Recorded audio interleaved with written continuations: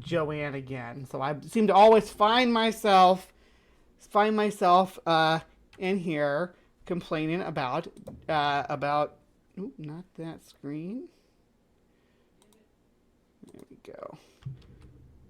About Joanne, because she's got a lot of opinions about my life and how I live my life and who I am and what I am and what that means to the world and how people should treat me around me. And she has a big audience that says, yes, we want to hear that. We want to listen to what this person says. We're going to let her be our provincial morality on this topic instead of learning about it ourselves. We're going to trust what the wizard book lady says about trans people, and she's going to pat herself on the back the whole way, because as this meme says, when you despise anti-hate laws, deny the Holocaust actively in church, or in church, yeah, probably in church too, but in court, fund and side with actual Nazis, and just hate trans people while doing nothing for women. And it's got our good friend Joanne giving herself a nice little award for that, because she just can't stop.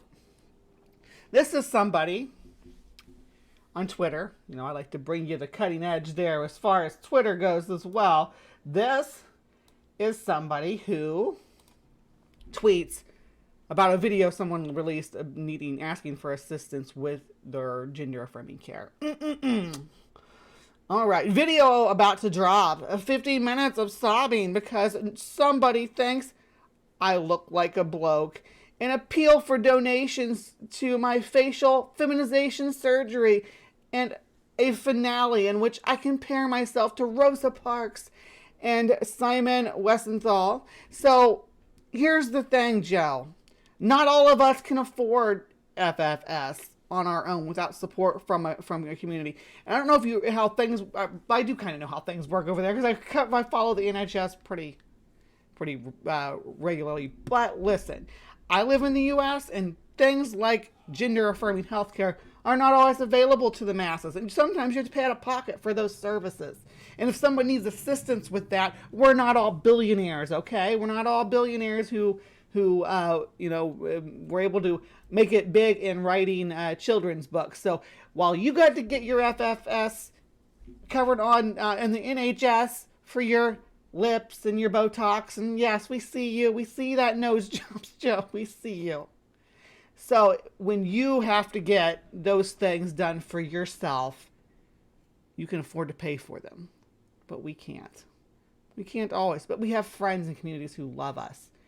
I'm sorry if you don't know what that's like, but you're the wizard book lady. You should have lots of sycophants riding your coattail. But we just have a small community where we're not a big portion of the population, and not everybody supports us. So when we need something like FFS in order to feel comfortable and exist and roll through this world as adult human females, we might reach out to that group for support.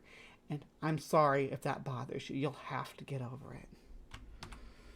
But Joanne is not going to forgive Daniel Radcliff and Emma Watson for their stance on the trans debate, and says they should apologize to traumatized detransitioners and vulnerable women, not her. I don't think they're apologizing to you, Joanne. I don't think anybody said, hey, I'm sorry about this, Joe. I didn't mean to support and not to support marginalized groups groups within our communities. I didn't know what I was doing. When you find yourself, Joe, at odds with the with these new human rights laws, right? When you're the one fighting against hate speech regulations, why do you want to preserve that? What is your end game there? Yeah. All right. I had to dig my teeth into, or sink my teeth into Joe a little bit here.